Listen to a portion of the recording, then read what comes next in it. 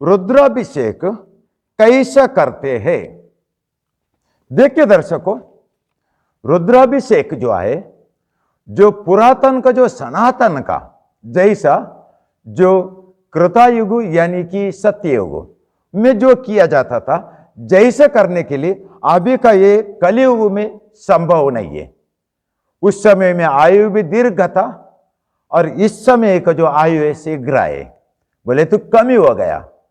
जो दीर्घ आयु में जो लंबा आयु था, जब आप लंबा विधि सनातन का विधि अनुसार कर सकता था, लेकिन आज विधि छोटा पड़ गए, यानी कि काल बदल गया। जैसे टाल भी बदल जाते, टाल बदलते हैं तो परिस्थिति बदल जाते, परिस्थिति बदल गए तो जब विधि विधान भी बदल जाते। इसलिए आज का जो कलियुग में ये शरीर का आयु कमी होने की वजह से इसका विधि विधान भी छोटा पड़ गया। इसी विधि विधान को कलियुग का अनुसार कैसे करे, वो आप जो मैं बताता हूं वो आप ध्यान देकर सुनिए। देखिए दर्शकों, मैं एक अभी छोटा सा विधि विधान बताना चाहूंगा। पहला बार देखिए, रुद्राभिषेक करने के लिए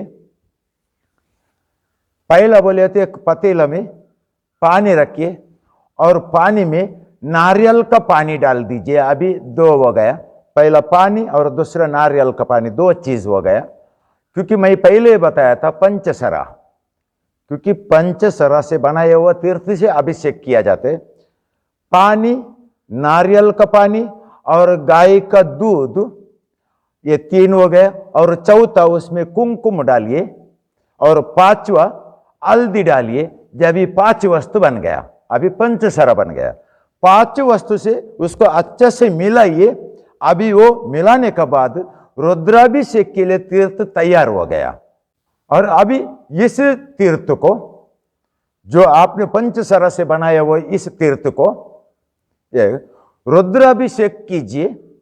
और करते वक्त ओम नमः शिवाय ये मंत्र, पंचाक्षरी मंत्र या तारक मंत्र करके कहा जाता है, इस मंत्र से जाप कर कर आप रुद्राभिषेक कीजिए।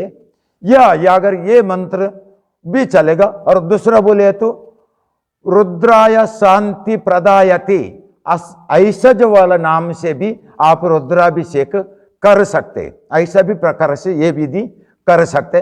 और ओम नमः शिवाय सबसे श्रेष्ठ करके कहा जाता है। और ऐसा रीति से आप जो रुद्राभिषेक किया जाता है, और उसका साथ में आप जो बिल्व पत्र, जो बिल्व पत्र होता है वो भी उसका पीछे से, और ये रुद्राभिषेक होने के बाद शिवलिंग के ऊपर चढ़ाइए। चढ़ाते वक्त ओम नमः शिवाय करके बोलिए, क्योंकि बिल्व पत्र भगवान शिव शंकर के लिए अति प्रिय वस्तु हो जाते हैं। और इतने ही नहीं दर्शकों, ये बिल्व पत्र है, महान आयुर्वेदिक भी होता है। महान आयुर्वेदिक का एक वृक्ष है और उसका जो पत्र से अनेक प्रकार का आयुर्वेदिक दवाई भी बन जाते हैं। इसलिए बिल्व पत्र चढ़ाने से बहुत अच्छे। और उसके बाद बचा हुआ जो बिल्व पत्र चढ़ा के होने के बाद, पूजा विधि खत्म होने के बाद, वो बिल्व पत्र आप खुद खा लीजिए और आपका घर का परिवार को भी खाने के लिए दिए। लेकिन उससे पहला रुद्राभिषेक करने के बाद, बिल्व पत्र चढ़ाने के बाद आपको और एक काम करना है, जो घी से दिया लगाना है। घी से दिया लगाना है। यदि बाई चांस आपका पास घी नहीं है तो तेल से भी आप दिया लगा सकते। दिया, दीप या निरंजन कहा जाते, आप लगा सकते। और उसके बाद अगरबत्ती से शिवलिंग को पूर्ण एक बार अगरबत्ती का धुआं दिखाना चाहिए। और उसके बाद आरती का ताली बनाकर, उसी ताली में आप कापूस का बत्ती बनाकर, वो 5 या नहीं तो 9 बत्ती, नहीं तो 21 बत्ती, आपको ऊपर डिपेंड है, ऐसा बनाकर उसको जलाइए। जलाने के बाद देवादिदेव महादेव का आरती बोलिए। और आरती बोलकर आप दीप को और ये थाली में जो हमारा जो थाली में जो बनाई वो जो आरती है उसको पिराइए। और इसी प्रकार आप पिराने के बाद आपका रुद्राभिषेक का जो पूर्ण जो विधि है यहाँ पर समाप्त हो जाता है। उसके बाद जो पहले मैं बताया था, जो तीर्थ है, पंचसरा से बना हुआ रुद्राभिषेक का तीर्थ, वो आप खुद पिए और आपका घर का सभी सदस्य को पीने के लिए दे दीजिए। और उसके बाद आप बेलपत्र चढ़ाया था, वो भी आप खुद खाए, हमारा घर का सभी सदस्य को खाने के लिए दे दीजिए, क्योंकि उसी में सब लोग शिवमयी बन जाते हैं और शिव का अपार क्रिया, बोले तो कृपा आपको ऊपर बरसा रहेगा।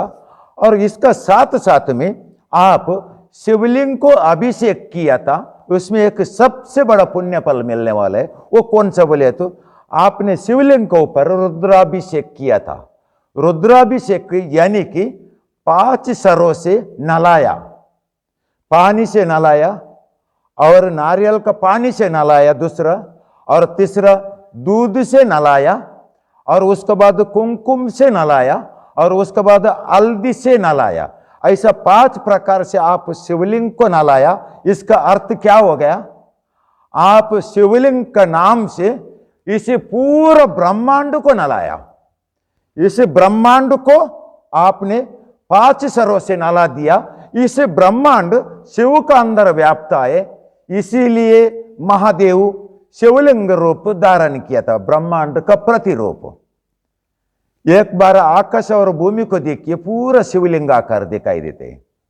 ये ब्रह्मांड शिव का अंदर समाया हुआ है, और इस ब्रह्मांड का अंदर अन्य देव देवता भी रहता है।